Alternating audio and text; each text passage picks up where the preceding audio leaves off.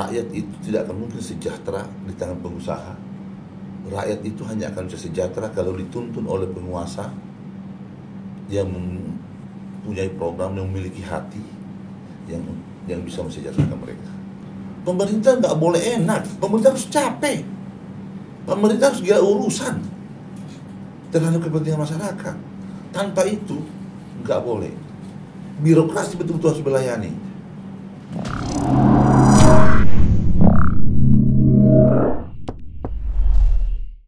Bismillahirrahmanirrahim. Sahabatku sekalian, di mana saja kalian berada, Assalamualaikum warahmatullahi wabarakatuh. Waalaikumsalam. Jumpa lagi di podcast Kabar 68, kabar untuk semua. Alhamdulillah, malam ini dalam suasana Lebaran Hari Raya Idul Fitri, kami kedatangan tamu yang super luar biasa. Seorang tokoh nasional, tokoh pengusaha, dan tokoh politik yang saat ini menjabat anggota DPR RI Komisi 3. Beliau adalah Haji Ahmad Ali SE. Assalamualaikum warahmatullahi wabarakatuh. Selamat datang di podcast Kabar 68. Sahabat lama yang sekitar 9 tahun baru jumpa lagi. Tetapi persahabatan itu masih terus terjalin meskipun fisik tidak bertemu, hatinya yang bersahabat. Luar biasa. Alhamdulillah pemirsa, hari ini di studio kami hadir tokoh politik, pengusaha sukses yang merambah karirnya dari bawah, yang pada akhirnya saat ini menduduki wakil ketua umum DPP Partai Nasdem, kemudian selaku ketua DMI Sulawesi Tengah, dan masih banyak deretan jabatan lainnya yang kita tidak bisa sampaikan satu demi satu di ruangan ini. Kita sejenak mendengarkan sekelumit tentang Haji Ahmad Ali yang dulunya seorang anak desa yang lahir di Wosu 16 Mei 69. Ya. Akan berusia 55 tahun. Ya.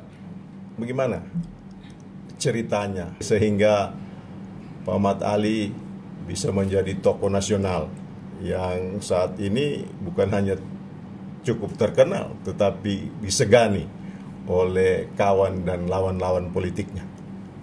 Oke, terima kasih Bung Kamil. Jadi senang sekali hari ini setelah sekian lama ya, 9 tahun kita hanya lewat komunikasi telepon.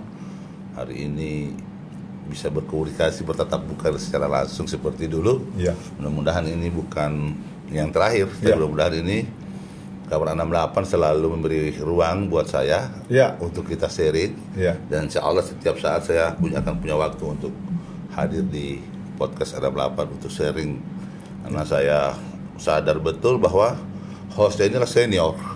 Jadi salah satu tokoh jurnalis senior, dan saya masih ingat betul di Geraha Pena saya berdiskusi ya dengan segala macam penilaian tentang Mas Bung Kamil. Saya bilang saya masih ingat kata-kata saya, Anda pantas mendapatkan semua kemewahan ini.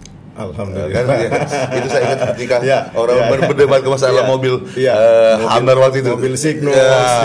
Saya bilang kau pantas mendapatkan ini atas kerja keras, kan? Nah, artinya itu sekelumit hubungan persahabatan dengan Bung Kamil. Nah, kalau kemudian ditanya tentang saya nggak pernah merencanakan. Saya nggak pernah merencanakan akan jadi seperti ini. Jadi ketika saya SD, karena diminta untuk bicara tentang yang hal masa lalu, saya ini yang mempersiapkan saya ayah saya. Ayah saya itu mempersiapkan saya sejak SD, karena memang saya anak tertua dari 6 bersaudara. Jadi awalnya saya berpikir ayah saya menyayangi atau menyiksa. Karena kenapa? Saya mulai kelas 4 SD itu, saya diproses oleh ayah saya. Bayangkan anak SD kelas 4. Saya sadar betul orang tua saya sangat kaya di Morowali saat itu. Tapi saya ketika pulang sekolah tidak boleh langsung makan. harus jualan es mambo dulu, keliling kampung. Iya. Nah, kemudian saya SD, SMP seperti itu tinggal sama tante, tiap hari pergi ke kebun jalan kaki, sampai dengan SMA lebih 6 tahun. Kemudian kuliah di Universitas Tadulako, nggak diberikan fasilitas, hanya motor dan uang bulanan 125 sampai 150 ribu satu bulan. Ya. Nah, artinya itu perjalanan saya tentang masa kecil, bagaimana ayah saya memproses saya. Nah, kemudian ketika saya menjadi mahasiswa, saya terjun di organisasi kemahasiswaan di HMI waktu itu, dan Pemuda Pancasila. Ketika masuk di dia sebagai aktivis, ini menjadi problem bagi orang tua karena persepsi mereka bahwa ketika aktivis itu akan selalu terlambat kuliahnya. Yeah. Nah, tapi alhamdulillah saya ketika di kampus aktif di organisasi, kuliah terus jalan dan bahkan mendirikan himpunan mahasiswa manajemen yang sampai hari ini sudah berpuluhan tahun. Itu adalah yang saya tinggalkan di Fakultas Ekonomi. Artinya untuk jadi aktivis itu tidak harus membuat kita jadi bodoh. Yeah. Justru berorganisasi itu memfasilitasi kita untuk lebih cerdas. Tapi memang tidak ada jaminan bahwa aktivis di HMI itu menjadi pintar, karena tidak ada jaminan. Yang bisa membuat kita cerdas adalah diri kita sendiri, tapi organisasi itu memfasilitasi karena di situ ada teman diskusi. Dan teman diskusi itu yang kemudian membuat kita bisa lebih berwawasan lebih luas, karena pada akhirnya memaksa kita harus banyak belajar. Nah, perjalanannya saya kemudian mengikuti alur dengan santai, mulai dari berpolitik ini saya mulai dari kabupaten. Jadi ibarat air mengalir aja. Jadi saya pernah jadi anggota DPRD dari Partai Morowali, PBB. Bukan, Patriot. Oh, Partai Patriot. Patriot. Saya dengan Taslim, paman saya yang kemarin jadi bupati, kemudian masuk DPR RI dan berjalan terus menerus. Saya tidak pernah mengandalkan ordal untuk sampai pada level seperti sekarang ini. Tapi setiap tanggung jawab yang diberikan, saya akan laksanakan yang sungguh-sungguh. Setiap tugas yang diberikan oleh partai, insya Allah saya akan laksanakan yang sungguh-sungguh. Jadi ada konsekuensi menurut saya. Dan proses itu tidak pernah mengkhianati hasil. Ya. Gitu. Ya, luar biasa. Pemirsa, jangan kemana-mana, tonton terus diskusi dan sharing ini. Jangan lupa like, subscribe, komen, dan bunyikan lonceng agar Anda terus terupdate dengan konten-konten terbaru kami. Pak Mat, dari pengusaha, kemudian dari anak yang orang tuanya ekonominya mapan dan berkelebihan, kemudian dididik dengan sangat agamais, karena saya dengar cerita kebetulan ada teman-teman yang hidup kecil di Wosu, ya, bahwa bapaknya Pak Mat itu luar biasa. Ya. Kemanapun harus naik sepeda, naik motor, ada sajadah di belakangnya. Ya. Jadi di mana saja waktu sholat harus singgah sholat. Jadi itulah yang diletakkan oleh orang tua ke anak-anaknya. Ya. Selain harta yang sudah berlimpah, kemudian peletakan dasar keagamaan itu cukup baik, yang pada akhirnya mengantarkan anak-anaknya sukses. Bagaimana peralihan mindset atau peralihan pikiran dan keinginan dari seorang pengusaha yang sudah bergelimang harta ketika itu, kemudian beralih ke jalur politik? Jadi gini, saya selalu menamakan diri saya ini bukan pengusaha yang sukses, ya, tapi saya adalah pekerja sosial yang sukses. Karena kenapa? Kalau pengusaha itu kan selalu berprinsip bagaimana mengakumulasi harta. Ya. Jadi menumpuk uang modal kecil untuk mendapatkan hasil yang sebesar-besarnya. Saya tidak. Saya harta yang ada saya gunakan untuk banyak kegiatan sosial. Karena kenapa? Saya selalu begini. setiap saya mendengar orang sedang bermasalah secara ekonomi, ketika saya duduk sama Bung Kamil, tiba-tiba ada orang yang di meja sebelah bercerita tentang masalah hidup dia, selalu saya merasa bahwa Allah mengirim orang ini dan memperdengarkan permasalahan dia dan untuk saya bantu. Karena saya yakin bahwa tidak ada satu peristiwa yang terjadi yang secara kebetulan. Termasuk orang tersebut menyampaikan permasalahannya, itu juga bukan kebetulan. Nah, itu yang membuat kemudian saya tumbuh. Nah, sehingga keseimbangan usaha, jadi saya berusaha itu bukan untuk mengakumulasi harta. Saya berusaha itu, saya butuh harta untuk banyak membantu orang. Itu yang menjadi filosofi saya, dan itu kadang-kadang bertentangan dengan banyak orang, termasuk orang tua. Jadi saya tidak punya manajemen, makanya untuk hari ini saya sadar bahwa ini tidak baik. Nah, maka kemudian ketika saya di politik dan anak putra saya yang bungsu selesai di umurnya sekarang 24 tahun, semua tanggung jawab bisnis saya serahkan kepada dia. Semua tanggung jawab bisa serahkan kepada dia. Nah, kemudian peralihan politik itu begini. Saya ketika saya tahun 89 saya menjadi anggota DPR di kabupaten. Ya. Saya tidak pernah menerima gaji saya saat itu. Semua didermakan. Semua saya dermakan kepada pengurus masjid dan kemudian kepada panitia pembangunan masjid, dan bahkan mereka sendiri yang terima gaji di bendahara. Nah, terus saya melakukan terus-menerus, dan pada satu titik saya berhitung berapa banyak yang saya bisa bantu dengan harta yang saya miliki setiap tahun. Ternyata jumlahnya sangat sedikit dibandingkan begitu banyak orang yang sedang membutuhkan bantuan itu. Nah, maka kemudian saya berpikir bahwa saya harus beralih politik, karena sebaik-baik pengabdian menurut saya adalah politik. Karena kenapa? Satu kebijakan yang kita keluarkan itu bisa mempengaruhi sekian banyak orang. Ya. Contoh ketika saya menjadi anggota DPR RI 2014, saya di Banggar, kemudian di Komisi 5, saya menggelontorkan uang masuk Sulawesi Tengah banyak sekali, triliunan. Nah, apa yang terjadi? Yang terjadi adalah pemerintah kabupaten, provinsi membangun sekian banyak jalan, sekian kilo jalan, irigasi, jembatan, dan itu dirasakan manfaatnya begitu banyak manusia, begitu banyak orang di Sulawesi Tengah. Dan itu tidak mungkin saya bisa lakukan dengan uang yang saya miliki.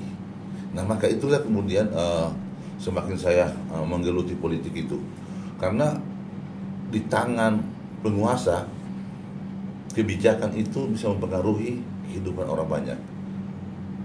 Rakyat itu tidak akan mungkin sejahtera di tangan pengusaha. Rakyat itu hanya akan bisa sejahtera kalau dituntun oleh penguasa yang mempunyai program, yang memiliki hati yang bisa mensejahterakan mereka. Ya.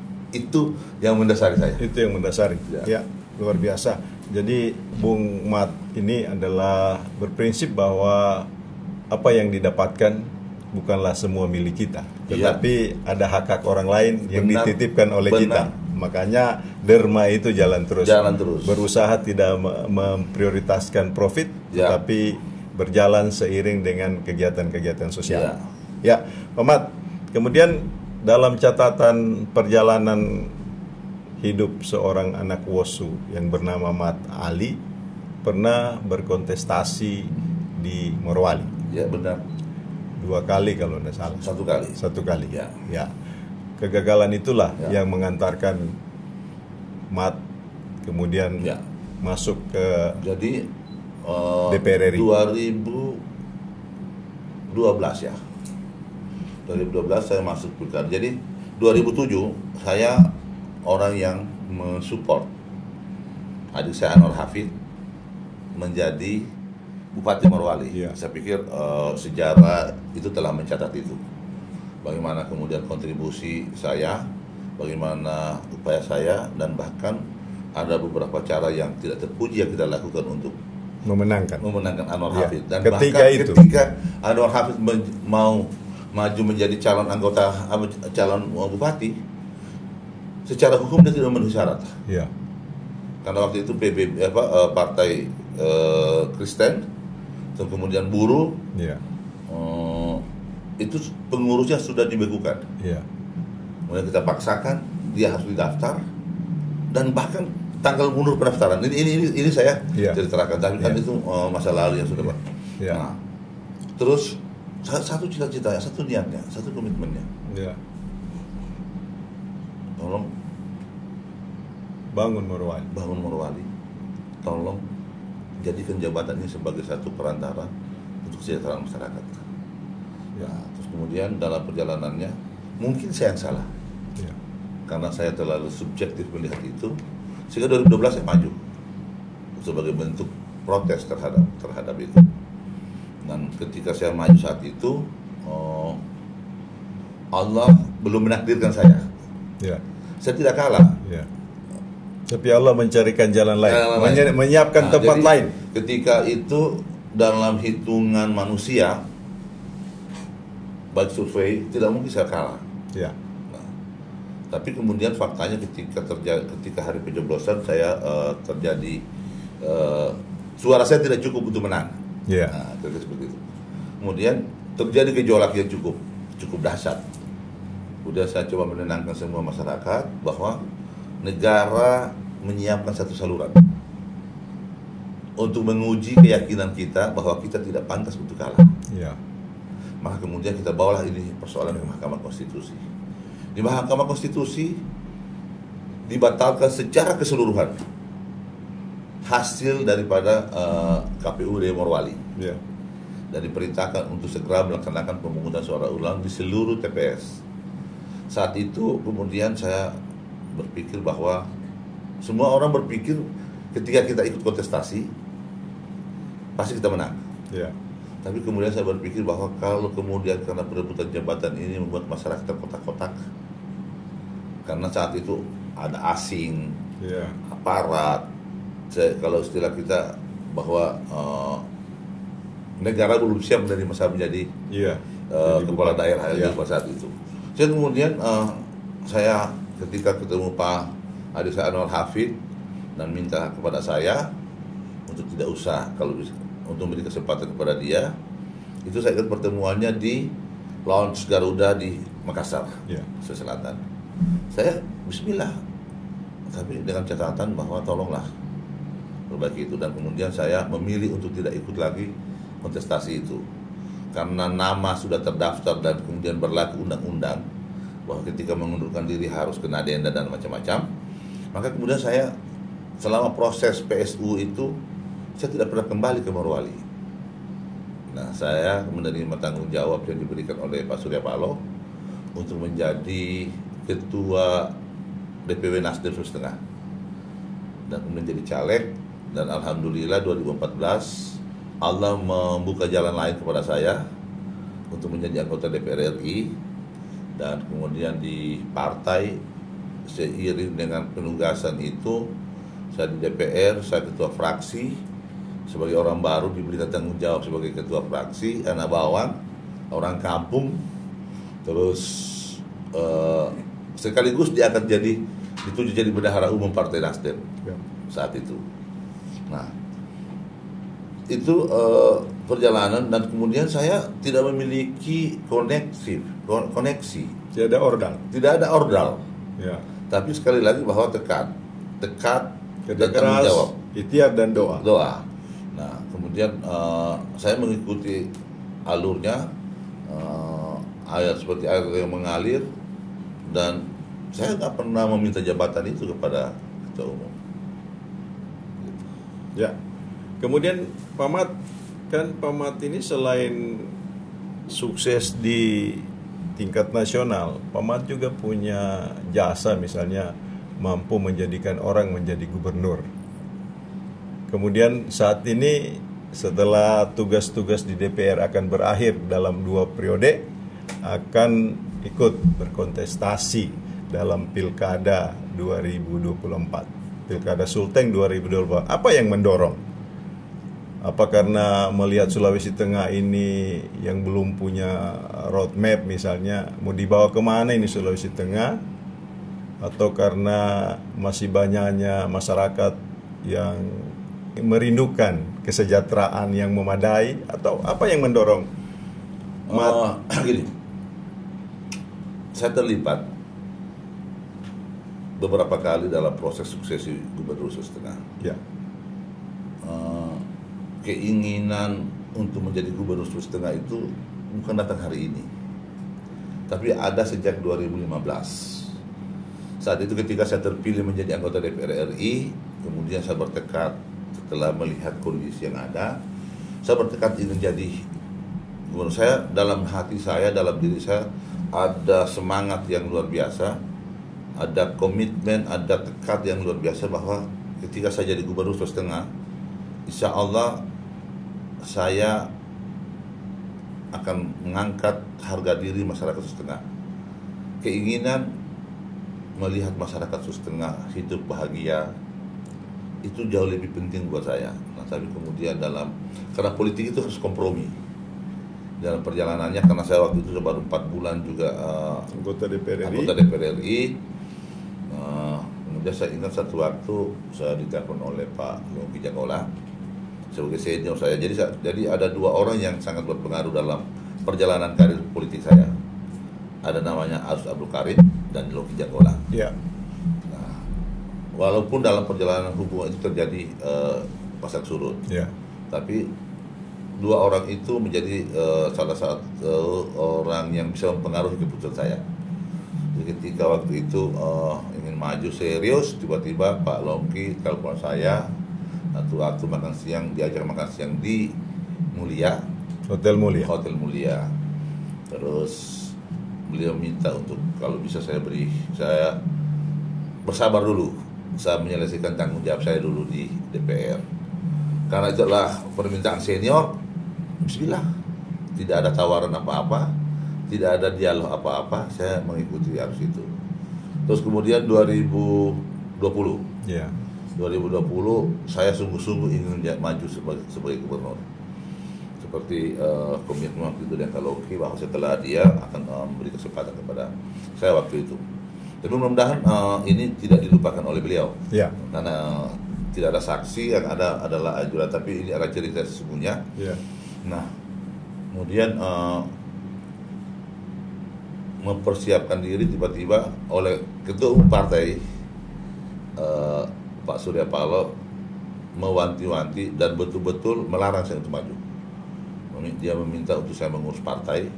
Nah, di sisi lain ada kepentingan pribadi dan ada komitmen organisasi.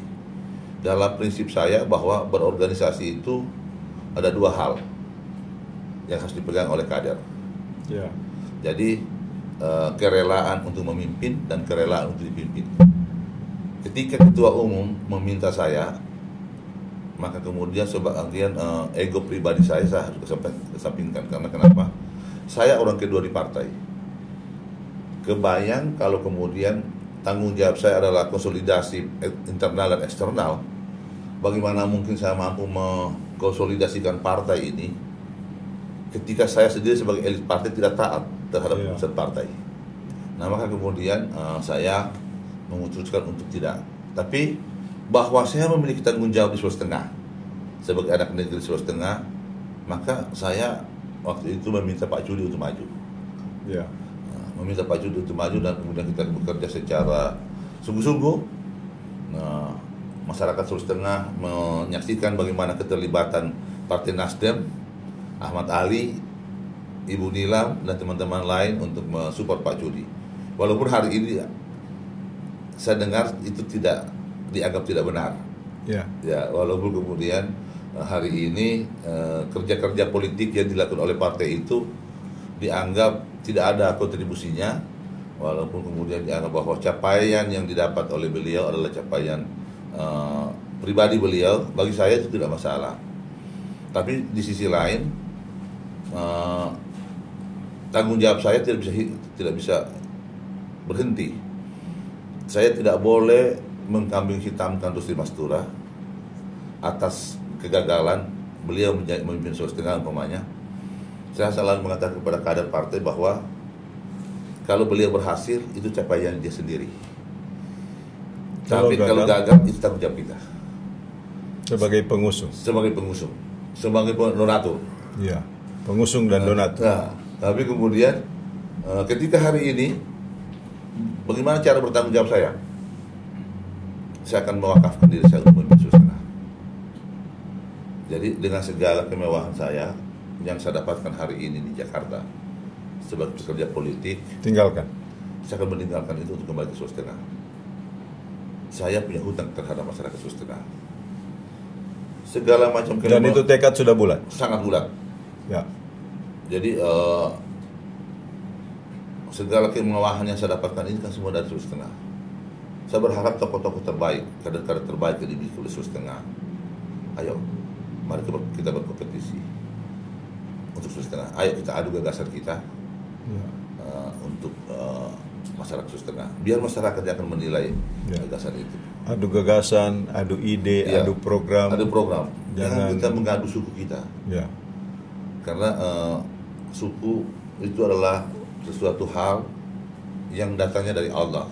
Tidak ada manusia yang lahir yang diberi kewenangan oleh Allah untuk memimpin, untuk memilih mau menjadi suku Jawa, suku Bungku, Kaili, Bugis. Tidak. Itu adalah prerogatif Allah. Nah, artinya kalau itu menjadi prerogatif Allah, maka kemudian harus kita terima itu. Jadi tidak ada kadar yang lebih baik antara satu suku dengan suku yang lain.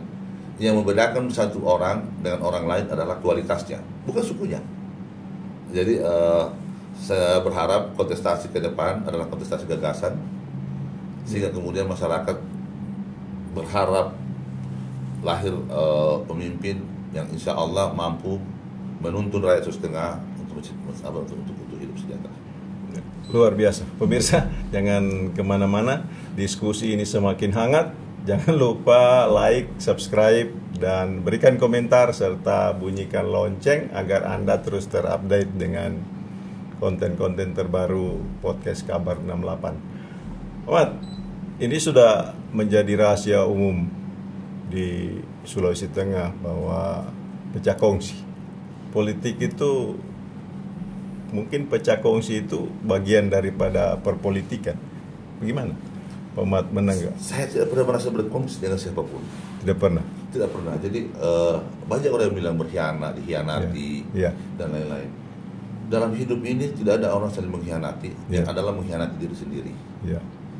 Ketika orang keluar dari komitmen, dia tidak mengkhianati temannya, tapi dia mengkhianati dirinya sendiri. Jadi tidak ada pecah kongsi, tidak ada yang dihianati. Biasa saja. Pak Ahmad tidak dihianati. Saya tidak merasa dihianati karena toh ada terlalu banyak orang yang menjadi penonton, menjadi saksi dalam perjuangan. Terus kemudian terlalu banyak rekam digital, digital yang menjadi bukti kebersamaan itu. Dan di sisi lain saya juga pernah mengatakan dan berkali-kali mengatakan di hadapan masyarakat bahwa Pak Rusdi Mastura, Pak Ma'mun Amir, ketika kalian terpilih menjadi gubernur, demi Allah kalian tidak punya utang apa-apa kepada saya. Tapi kalian berhutang kepada masyarakat Sulawesi Tengah. Angkat harga diri mereka, buat mereka tegak, bukan mereka jangan tertunduk karena mereka hidup di bawah garis kemiskinan umpamanya. Tapi buat mereka, tuntun mereka untuk sejahtera. Itu yang saya minta kepada dua tokoh kita, dan saya belum tahu bagaimana hasilnya hari ini. Kalau kita mengikuti pemberitaan, ada banyak hal yang masih perlu diperbaiki menurut saya. Nah, sehingga tanggung jawab itu yang saya harus ambil hari ini. Jadi saya tetap menganggap Rusdi Mastura sebagai senior, sebagai kakak, tapi pada urusan politik mungkin kita bisa berbeda. Kita berbeda pandangan, dan mudah-mudahan perbedaan itu tidak dimaknai sebagai permusuhan. Perbedaan itu adalah lebih karena kecintaan kita terhadap Sulawesi Tengah. Nah, sekali lagi kontestasi ini kita akan jalani nanti, dan banyak isu yang kemudian harus kita sikapi, banyak kegasan yang harus kita kerjakan, sehingga kemudian nanti potensi itu kita bisa optimalkan. Ya. Dulu bersama, ke depan akan berhadapan dalam kontestasi Pilkada Sulteng bulan November. Ya. Bagaimana Pak Mat melihat dan bagaimana bersikap? Dulu bersama, ke depan berhadapan. Saya menyikapi hal biasa saja. Ya. Jadi kan visi itu harusnya dievaluasi. Ya. Jadi capaian seorang kepala daerah itu tidak bisa dari pengakuan diri kepala daerah itu. Biarkan orang menilai. Ya, Hasil penilaian orang. Jadi visi itu harus dievaluasi karena capaian kerja gubernur ke bupati itu bukan pernyataan. Indikatornya itu dari visi dari RPJMD-nya. Ya. RPJMD sejauh mana bupati, gubernur, Wali kota melaksanakan janjinya yang tertuang dalam RPJMD. Ya kan? Nah, saya pernah mengatakan bahwa kalau kemudian Pak Rusdi Mastura, Makmun Amir dalam perjalanan mereka menuntaskan janji-janji mereka kepada masyarakat Sulawesi Tengah, demi Allah saya akan dukung mereka kembali untuk maju. Ya. Tapi sampai dengan tahun terakhir ini, saya melihat masih banyak sekali hal yang belum termasuk masyarakat miskin. Jadi Sulawesi Tengah saat ini masyarakat miskinnya itu sekitar 390, hampir 400.000 jiwa. 12,sekian persen. Ya, 12,41%. Kemudian dari 390.000 jiwa itu di dalamnya ada 3%. Ada sekitar 95.000 masyarakat miskin ekstrim. Ya, kedalaman kemiskinan sudah ya, ekstrim. Ekstrim. Bagaimana melihat? Kemudian apa yang akan dilakukan oleh seorang Mat, seorang anak yang lahir dari Wosu, untuk membawa Sulawesi Tengah ini? Karena Sulawesi Tengah ini mau dibawa kemana? Dengan tingkat kemiskinan 12,41%, yang di dalamnya ada 90-an ribu masyarakat hidup dalam kemiskinan ekstrim. Kemiskinan ekstrim itu zolim loh kita. Karena dia untuk memenuhi kebutuhan dasarnya saja, sangan, pangan, pandang itu tidak mampu. Betul. Kemudian bagaimana Pak Mat melihat persoalan ini? Negeri ini terlalu kaya. Ya. Toh? Ya. Negeri ini terlalu kaya. Jadi sebenarnya hidup sejahtera itu bukan pertanyaan. Jadi bisakah kita sejahtera? Itu bukan pertanyaan. Ya. Dengan kekayaan sumber daya alam yang dimiliki oleh Sulawesi Tengah, pertanyaannya begini, maukah kita sejahterakan rakyat itu tidak? Ya. Itu tugasnya pemerintah. Pemerintah.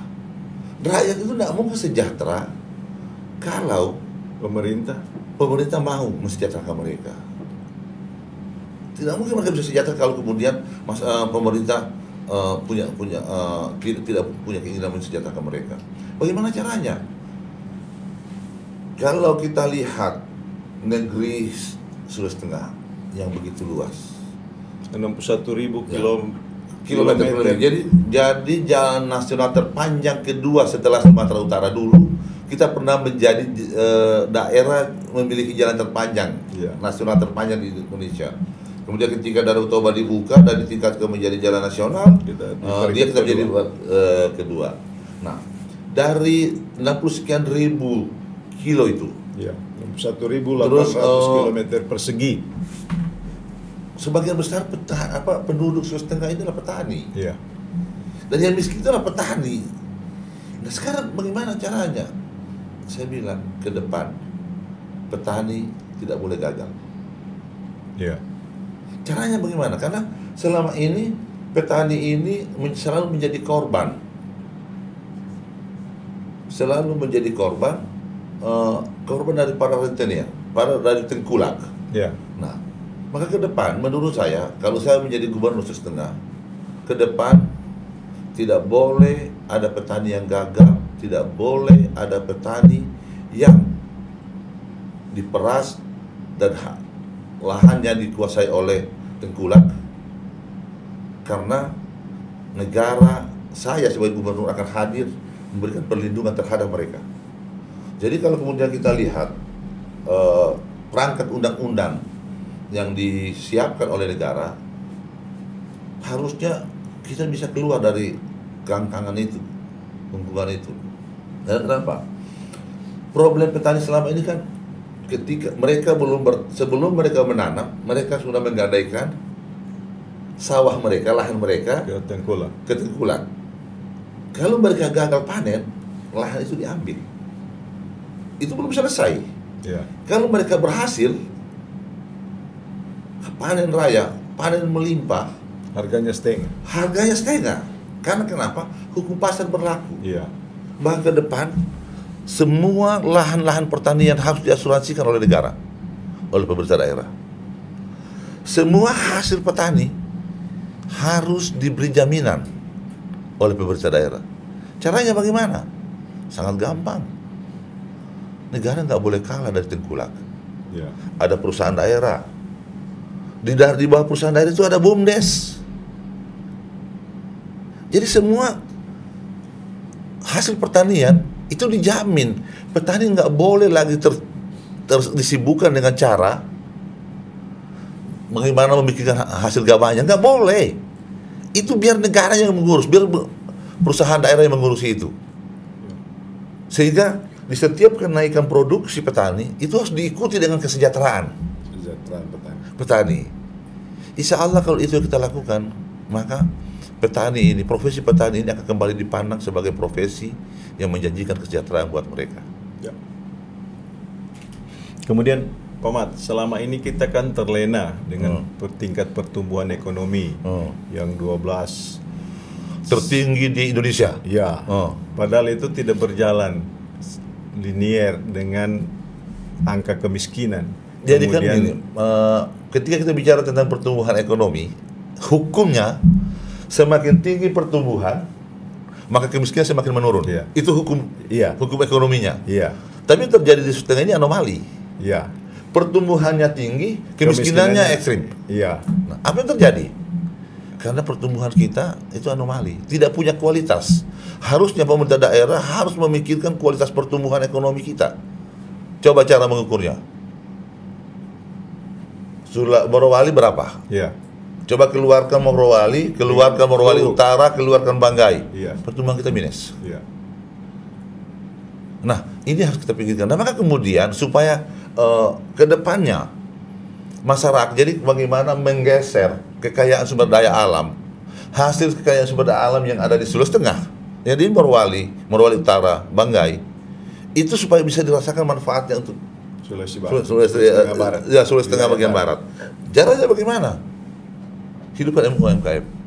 Ya. Nah, mumpung ini ibu kota negara, IKN. IKN ini harusnya kita pandang sebagai satu gerbang transformasi kesejahteraan. Tapi ingat, saya khawatir, saya pesimis. Kenapa kemudian IKN ini menjadi seksi?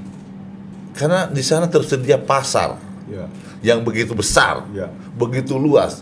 Coba pertanyaannya, apa yang kita mau pasarkan ke sana? Apa yang kita mau jual ke sana? Apa yang kita mau jual ke sana? Pangan, jangan dulu. Saya khawatir hasil pangan, produksi dalam daerah Sulawesi Tengah saja tidak cukup untuk kebutuhan makan kita. Iya. Nah, artinya ini kita harus berbenah supaya kemudian kita tidak ketinggalan manfaat yang diberikan oleh IKN itu. Karena kenapa? Sulawesi Tengah ini pintu gerbang menuju IKN. Kalau dia pintu gerbang, maka dia harus daerah Sulawesi Tengah ini harus mendapat manfaat lebih besar. Tapi kalau kita tidak berbenah, tidak ada manfaat yang kita bisa berikan. Petani, kita mau stok. Jadi gini, bayangin, Mil.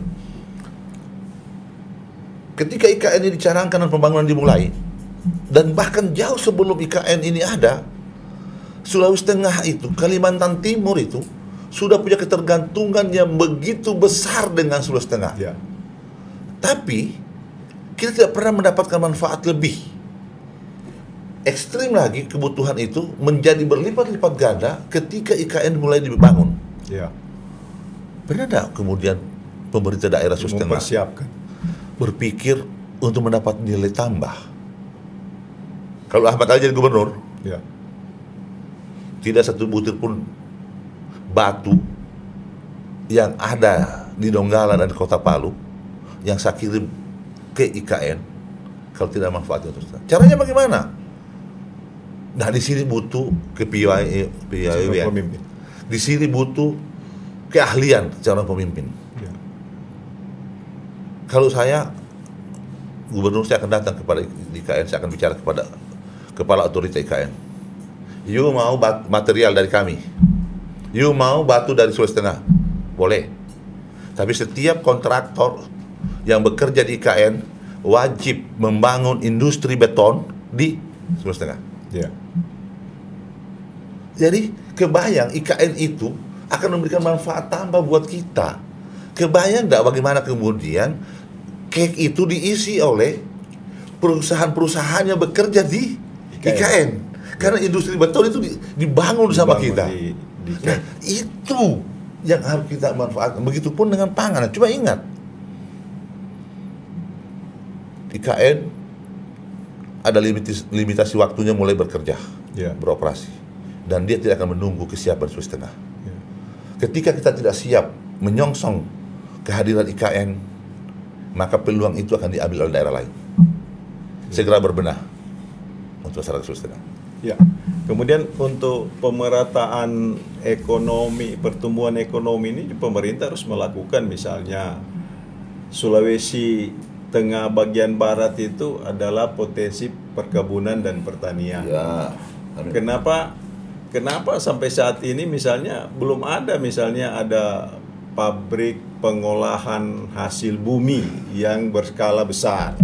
Kemudian panjang pantai kita itu sekitar 7.000 kilo ya. Kurang lebih. Tapi sampai saat ini tidak ada perusahaan besar tentang yang mengelola hasil laut misalnya. Ya. Sebab kita khawatir ketika Sulawesi Tengah bagian timur itu terpisah misalnya, sementara mereka adalah penopang terbesar kontribusi pertumbuhan ekonomi, makanya pincang. Sulawesi Tengah bagian barat akan jauh ketinggalan. Nah, itulah yang perlu kita berbenah. Iya.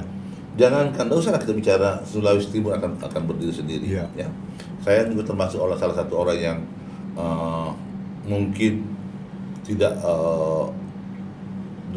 tidak setuju dalam proses pembangunan, selalu berpikir untuk mensejahterakan rakyat, meninggalkan memisahkan daerah, memekarkan wilayah. Bukan itu menurut saya. Betul yang kami bilang tadi, bahwa ironi kita selalu mengklaim, ya, Teluk Tomini punya Sulawesi Tengah, kaya tuna semua potensial. Ya. Pernah kau menyelam di situ itu? Ya. Nah, itulah pentingnya ada riset. Semua program kebijakan pemerintah itu harus berbasis ilmu pengetahuan riset. Ya. Nah, kalau kemudian kita anggap garis pantai kita yang begitu panjang dan di situ ada potensi ekonomi yang begitu besar, harusnya pemerintah fokus melakukan itu. Saya kebetulan berinvestasi di Parigi. Tentang tambak Paname dulu yang Pak Rusdi Mastura. Jadi Paname saya bangun investasi itu karena menunjang program Pak Rusdi Mastura, udah ya kan. Tapi kan sepanjang jalan Parigi itu nggak ada kolostor bersatu dibangun, ya kan. Jadi nelayan itu hanya turun, mengair, dapat 5 ekor berhenti, cukup untuk makan. Jadi tidak dipandang sebagai satu profesi untuk mensejahterakan mereka. Dan maka ke depan ini tata kelolanya harus diperbaiki. Kita harus bisa menjadi penyuplai ikan di ibu kota. Dengan cara bagaimana? Processing. Satu. Kedua, membangun Sulawesi Tengah ini tidak boleh latah. Jadi, Parigi bagus. Semua daerah dicadangkan bangun tanam durian. Begitu semua ditanamkan durian, begitu berhasil tidak ada harga. Maka depan yang perlu kita lakukan adalah membangun komoditi perwilayahan. Jadi ini yang harus kita lakukan. Nah, supaya kita tahu kan untung manfaatnya adalah ketika terjadi krisis pangan dunia. Kalau kita membangun komoditi perwilayahan, Sulawesi Tengah ini bisa terhindar dari goncangan krisis. Karena antara satu kabupaten lain bisa saling bersubsidi. Kalau semua tanam durian, terus terjadi krisis, bagaimana kebutuhan lain? Disusup dari mana? Nah, maka kemudian ke depan kita atur itu. Perwilayahan. Jadi kita tetapkan lumbung padi di mana. Nah, terus kemudian palawija, terus kemudian komoditi-komoditi lain. Sehingga semua komoditi itu ada di Sulawesi Tengah. Dan dia terukur jumlahnya sehingga harga itu terkontrol. Ya. Dia tidak bisa dimainkan oleh pasar.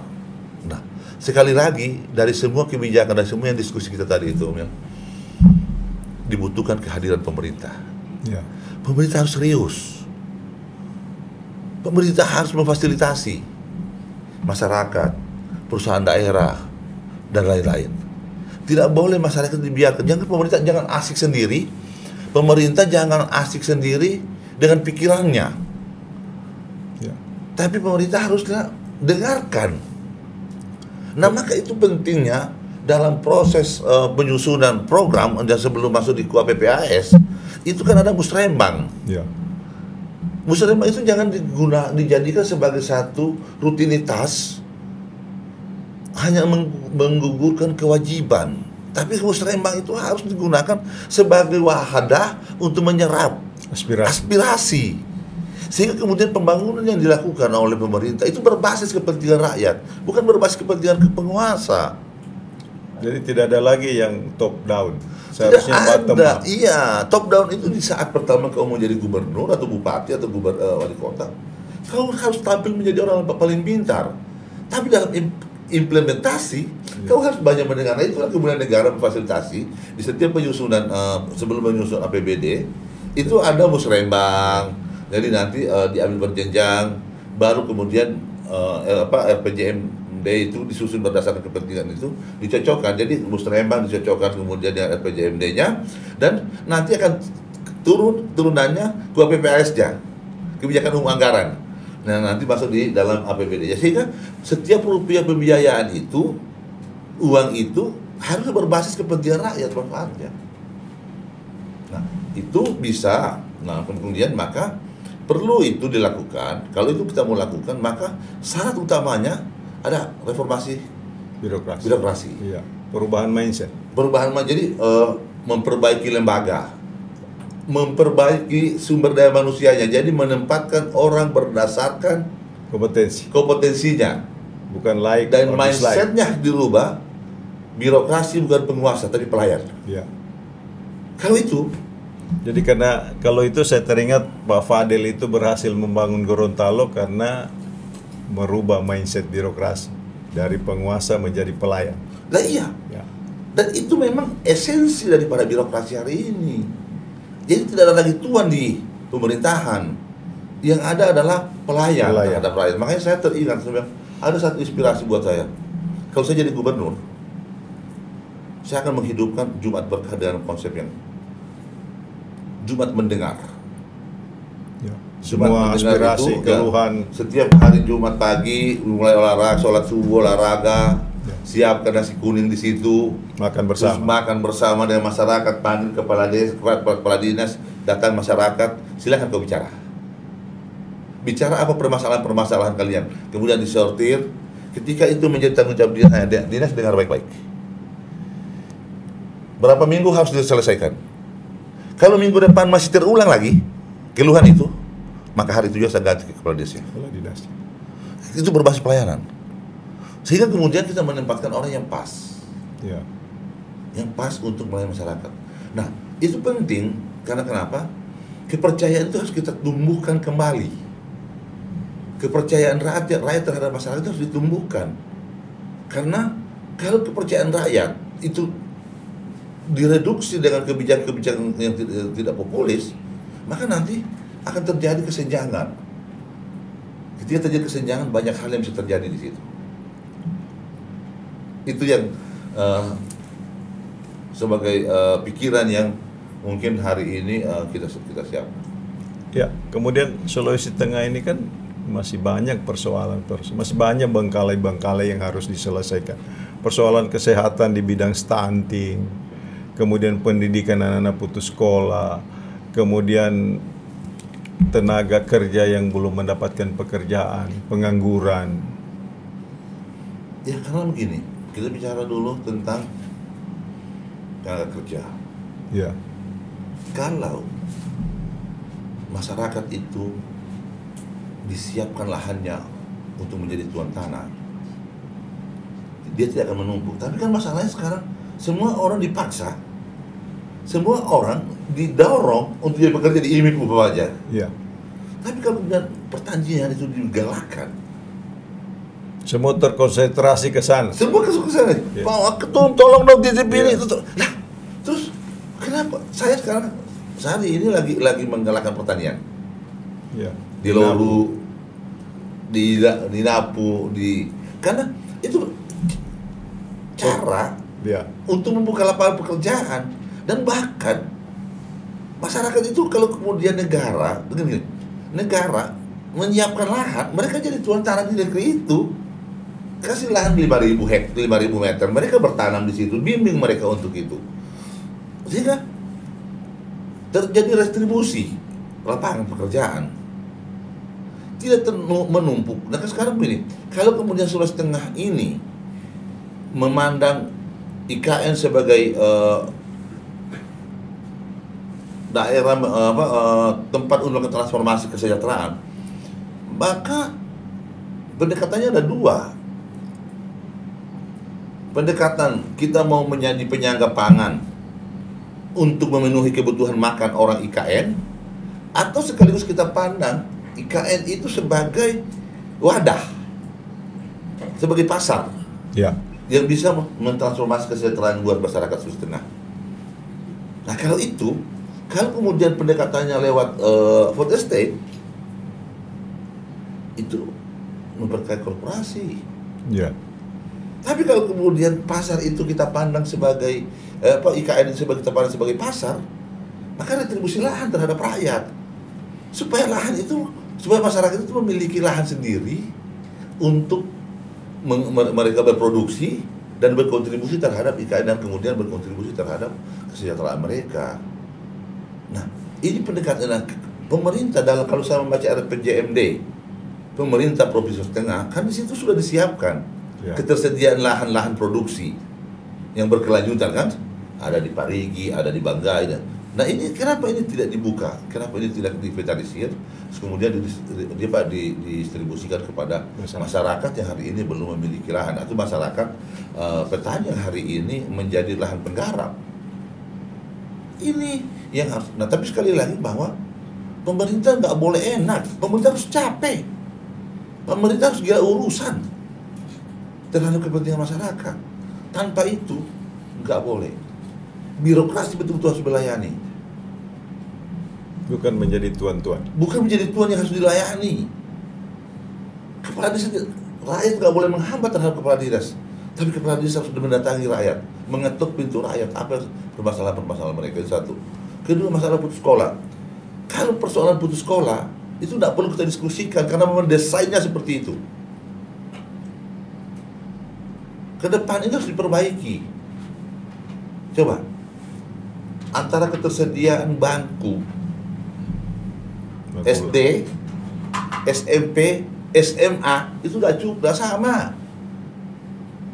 Contoh nih, di satu kecamatan 10 desa, pasti ada 10 SD di situ. Ya. Ada 10 kelas. Satu kelas katakan 30 orang. Berarti ada 300 setiap tahun anak SD, anak didik SD yang menamatkan pendidikannya. Harusnya 300 ini juga disiapkan 300 bangku SMP di kecamatan itu. Tapi yang terjadi hari ini kan tidak. Satu kecamatan paling ada 2, ada 4 kelas. 4 kelas kalau kita rata ekuivalennya 30, kan berarti hanya 120. Ya, tidak mampu menampung. Ada 180 lagi kecamatan SD yang tidak tertampung. Ya ini sudah pengangguran ini. Terus begitu pun masuk di SMA. Tadi SMP-nya ada 2, di SMA-nya hanya ada 1. Ya. Nah, akibatnya terjadi pengangguran anak-anak didik putus sekolah itu semakin ekstrim, semakin tiap tahun semakin bertambah. Nah, maka kemudian sistem itu harus kita perbaiki ke depan. Daerah, pemerintah harus melihat itu sebagai satu aset. Jadi pendidikan ini haruslah dipandang sebagai aset daerah, bukan sebagai beban. Nah, maka sebaiknya setiap kecamatan atau setiap desa harus ada sekolah satu atap. Ya. Sehingga memastikan bahwa semua anak-anak kita yang tamat SD harus punya bangku. Mereka punya kesempatan untuk melanjutkan karena itu tanggung jawab negara. Negara harus hadir di sini. Nah, sekali lagi ini tanggung jawab negara. Berdosa kita semua, zalim kita semua. Karena salah satu tanggung jawab janji negara ketika bangsa ini dimerdekakan, mencerdaskan kehidupan bangsa. Mencerdaskan itu menyekolahkan mereka, anak-anak ini. Tapi karena sampai hari ini kita tidak lakukan itu. Yang ada malah sekolah menjadi banjakan. Ya. Nah, itu mungkin yang ke depan, yang ini yang hal yang mendorong saya. Kemudian masalah kesehatan. Kesehatan, bayangin.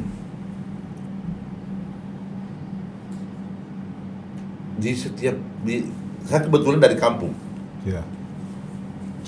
Saya ingat zaman dulu yang ada di tiap desa itu adalah mantri. Dan semua orang sakit, apapun penyakitnya, super tetra, trisulfa, dan penicillin kalau dia sakit. Itu dan kan dia sembuh. Apa artinya? Artinya bahwa pengobatan psikologi. Nah, maka kemudian hari ini terbanyak puskesmas, tenaga kesehatan. Dan ya ini juga menjadi problem kemarin kita di undang-undang pendidikan kedokteran. Negara kadang-kala naif. Jadi mereka membuka fakultas kedokteran beramai-ramai di sebuah universitas. Jadi kemudian hari ini ada sekian ribu tenaga dokter. Dia nggak boleh berpraktek hanya satu hal urusan. Dia tidak lulus ujian kompetensi. Ujian kompetensi hanya 1-2 mata pelajaran, kemudian menggugurkan anak-anak yang sudah kuliah di kedokteran yang belajar sekian 5 tahun, 7 tahun. Hanya, nah ini harus diterobos. Hukumnya. Ini harus diterobos, ditiadakan ini. Nah, maka ke depan menurut saya pemerintah daerah provinsi pun harus berkontribusi itu, menyekolahkan anak-anak kita, beri beasiswa kepada anak-anak Sulawesi Tengah untuk sekolah di kesehatan. Kesehatan. Penting itu, supaya kemudian setiap orang selesai dari akademi perawat banyak kontrak beasiswain 2 tahun, 3 tahun mengabdi di daerah-daerah terpencil. Sehingga kemudian masyarakat itu bisa melayakan kesehatan. Karena 2 faktor tadi kita diskusikan itu, 3 faktor terus pendapatan, itu mempengaruhi tentang pertumbuhan ekonomi kita. Pendidikan, kemudian kesehatan, jadi pendapatan. Nah, ini faktor yang sangat kunci. Kalau kita bicara tentang kemiskinan, kemudian kita bicara tentang banyak hal, ada dari situ. Sulawesi Tengah ini lama orang sekolah itu hanya 7 tahun. Itu berdasarkan data statistik. Artinya rata-rata orang Sulawesi Tengah ini hanya tamat SD plus SMP 1 tahun. Jadi bagaimana kita berharap sumber daya manusia yang unggul untuk menggunakan Sulawesi Tengah? Kira-kira seperti itu. Itu bengkalai-bengkalai yang Bung Kamil harus akan diselesaikan untuk kita selesaikan ke depannya. Nah, gitu kan. Ya, pemirsa, tidak terasa dialog mengalir terus, banyak persoalan yang dibicarakan, yang tersampaikan, banyak ide untuk membangun Sulawesi ke depan. Di akhir closing statement, ada yang harus disampaikan ke masyarakat Sulawesi Tengah, Pak Mat? Terima kasih, Bung Judi. Terima kasih Kalau Ungki, terima kasih pada gubernur sebelumnya yang sudah meletakkan dasar untuk Sulawesi Tengah. Insya Allah ke depan kami generasi berikutnya akan terus melanjutkan harapan dan cita-cita kalian. Luar biasa. Terima kasih. Terima kasih pemirsa sudah tuning di podcast Kabar 68. Diskusi bersama Bapak Mat Ali kami sudahi dengan ucapan wassalamualaikum warahmatullahi wabarakatuh. Sejahtera bersama Muhammad Ali. Terima kasih.